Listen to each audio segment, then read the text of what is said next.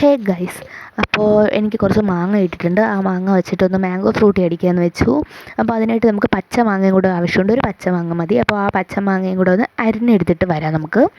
Okay, അത് അരിഞ്ഞെടുത്ത് ഒരു പാത്രത്തിൽ ആവശ്യത്തിനുള്ള വെള്ളം ഒഴിച്ചൊന്ന് വേവിക്കാനായിട്ട് വയ്ക്കുക. നിങ്ങൾക്കറിയാമല്ലോ, നോർമലായിട്ട് നമ്മൾ എങ്ങനെ വയ്ക്കുന്നു അതേപോലെ ഒന്ന് നോർമലായിട്ട് വേവിക്കാനായിട്ട് വയ്ക്കാം.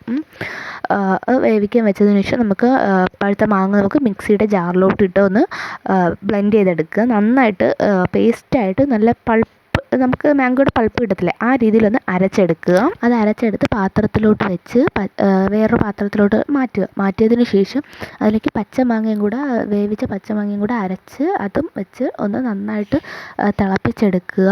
തിളപ്പിച്ച് അതിലോട്ട് ആവശ്യത്തിനുള്ള പഞ്ചസാര ഇട്ട് കൊടുക്കുക.